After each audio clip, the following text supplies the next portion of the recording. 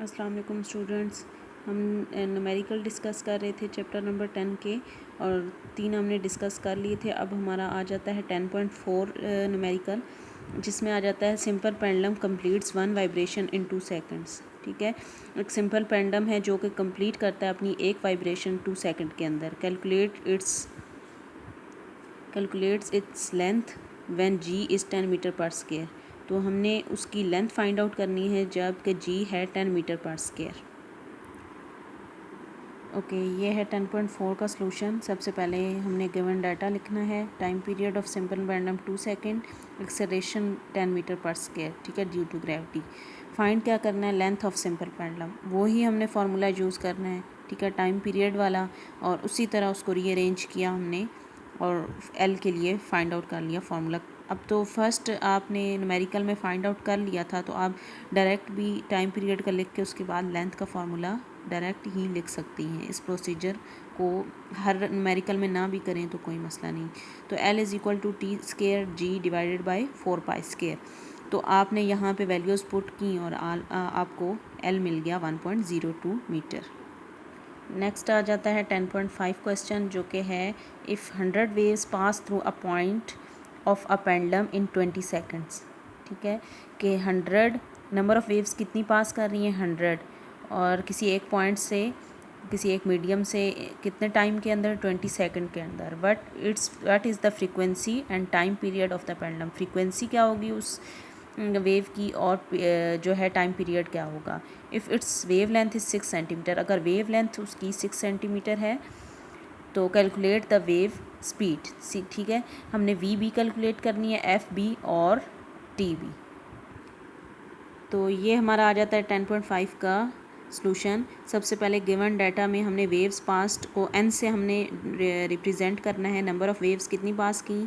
100। ठीक है, N is equal to 100। Time कितना लिया? 20 सेकंड। वेव लेंथ लैम्डा थी 6 सेंटीमीटर, तो हमने इसको सेंटीमीटर को मीटर में कन्वर्ट किया, 0.06 मीटर आ गया। ठीक है, डिवाइडेड बाय 100 करके।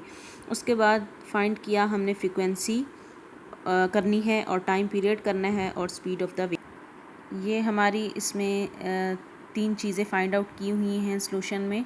सबसे पहले फ्रीक्वेंसी का हमें पता है, फार्मूला है number of waves past divided by time taken के, एन बाई टी। एफ़ का फार्मूला हमारा, अगर नंबर ऑफ़ वेव्स हमें गिवन हो तो ये फार्मूला भी होता है कि एन बाई टी। ठीक है, तो एन हमारी हो गई 100 और टी हो गया टाइम 20।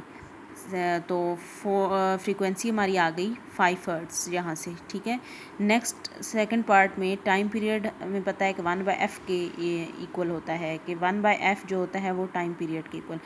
तो 1/f का मतलब फ्रीक्वेंसी की वैल्यू पुट की हमने 5, तो टाइम आ गया 0.2 सेकंड्स।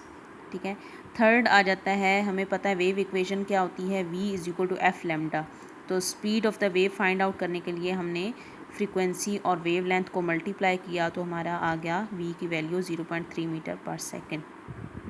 नेक्स्ट आ जाता है हमारा 10.6 क्वेश्चन, जो कि है a wooden bar vibrating into the water surface in a ripple tank has a frequency 12 hertz. ठीक है, एक वुडन बार है जो कि वाइब्रेट कर रही है वाटर रिपल टैंक के अंदर, वाटर सरफेस पे। ठीक है, और उसकी फ्रीक्वेंसी है 12 hertz. The resulting wave has a wave length of 3 centimetre. जो रिज़ल्ट में हमें वेव मिल रही है, जो उस पर वेव्स बन रही हैं, उसकी वेव लेंथ कितनी है? 3 centimetre. What is the speed of the wave. ठीक है, वी हमने फिर दोबारा फाइंड आउट करना है वेव की। ठीक है, स्पीड। तो ये हो गया हमारा 10.6 का आंसर।